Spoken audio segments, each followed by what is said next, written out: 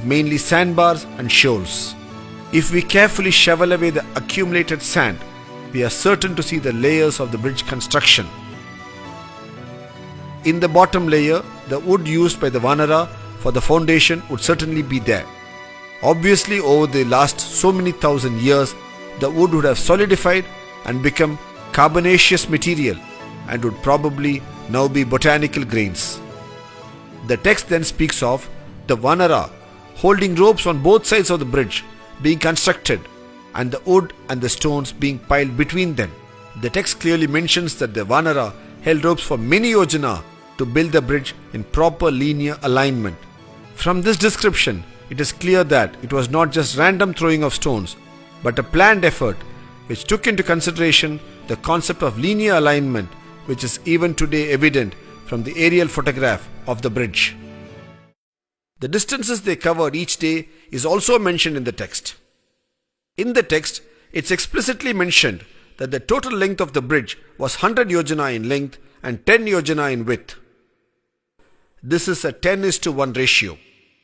Today, at actual site conditions, the Rama Setu or Adams Bridge measures to 35 kilometers in length by 3.5 kilometers in width.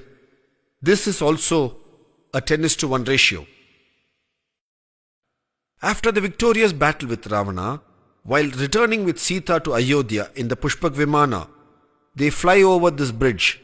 Rama then points this bridge to Sita and states as to how difficult it was for them to construct and how it was only Nala, the engineer par excellence, who could execute it, and Rama calls it Nala Setu.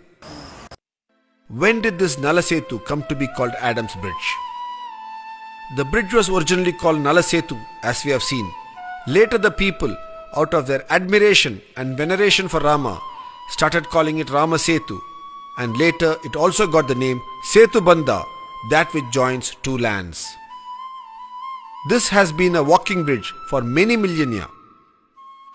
During the course of its early usage, one of the early Islamic religious leaders of Sri Lanka walked over this bridge and reached Lanka to do penance there.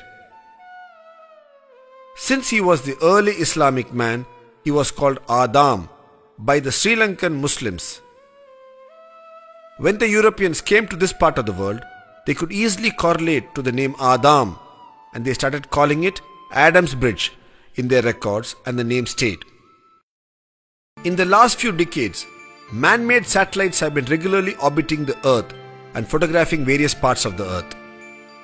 One such area they have photographed is the southern part of India. In this set of photographs, the bridge is also visible. It can be distinctly seen as a shallow underwater causeway connecting the two lands. These photographs do suggestively indicate it to be man-made due to its unique curvature. The opinion of many is that this could be the man-made bridge as detailed in the Ramayana text. Over the last few minutes, we have seen with a certain clarity and a detailed understanding how this bridge is a civil engineering marvel as explained in the text, a man-made accretion over a natural seerage.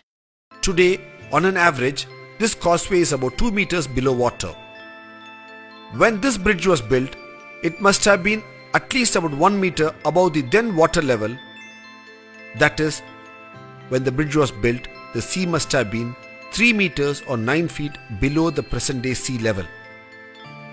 As per the World Oceanography Report, a 9 feet rise in sea levels due to the melting of the polar ice caps and global warming should have occurred over 7,000 years.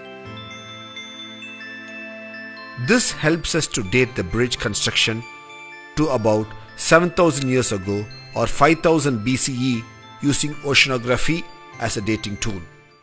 Today, we need to rightfully promulgate an order under the Archaeological Survey of India Act, Clause 4, to call this a Heritage Monument of India. It is a fit case to be called a civil engineering marvel of an ancient civilization.